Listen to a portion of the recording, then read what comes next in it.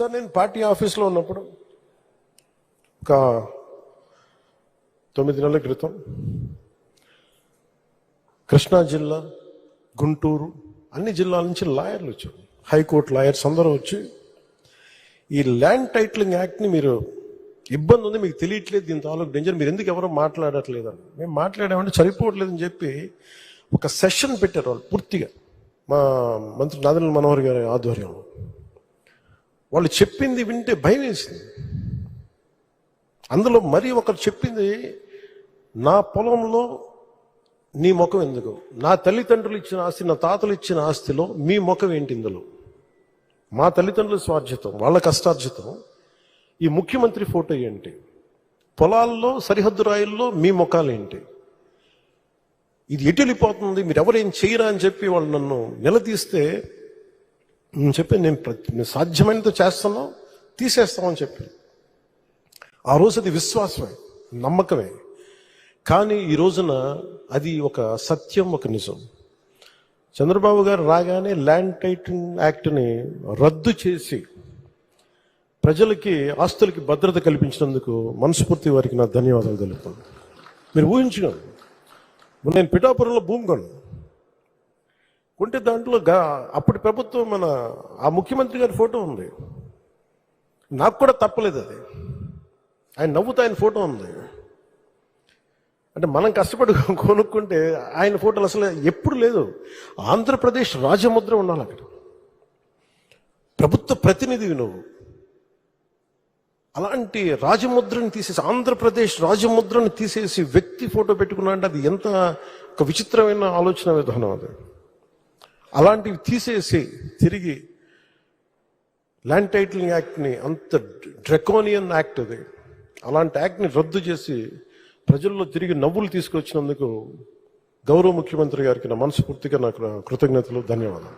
ఇన్ని సంవత్సరాలైనా ఆయన ఓపిక నన్ను ఆశ్చర్యపరుస్తుంది. అసలు ఆయన మనసు, మైండ్ నిరంతరం పనిచేస్తూనే ఉంటుంది. ఇందాక మన క్యాబినెట్ మీటింగ్లో కూర్చున్నప్పుడు అసలు ఈయనకి ఓపిక ఎక్కడి నుంచి వస్తుంది అని అర్థం కాదు. విపరీతమైన ఓపిక, కాన్స్టెంట్గా బ్రెయిన్ తిరుగుతూనే ఉంటుంది, సొల్యూషన్స్ ఇస్తూనే ఉంటుంది. అనుభవజ్ఞులైన అధికారులకు కూడా ఆయన దిశానిర్దేశం చేయగలరు, ఈ పాయింట్లో తప్పుంది, మీరు ఇలా చేయండి, ఇలా ఆలోచించండి.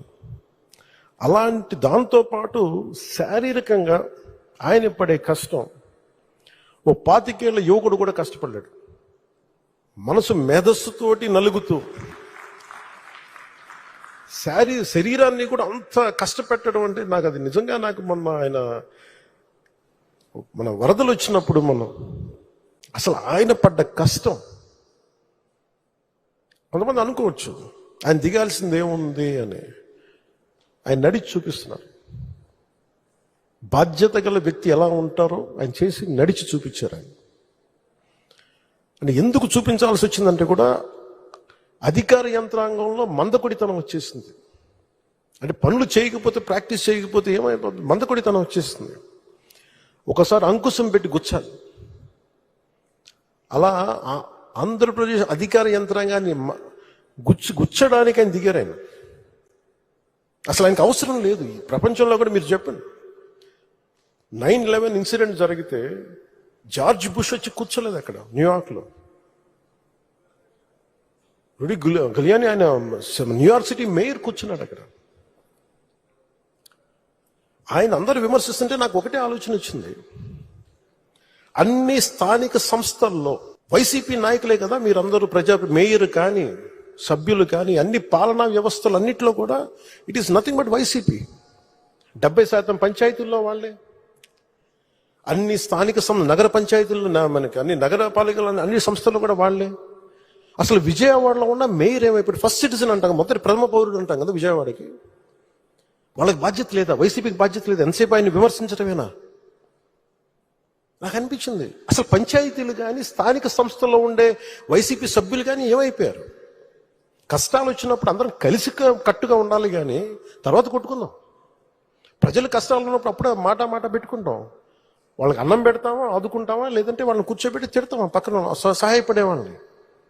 బురదలోకి దిగి, నీళ్ళల్లోకి దిగి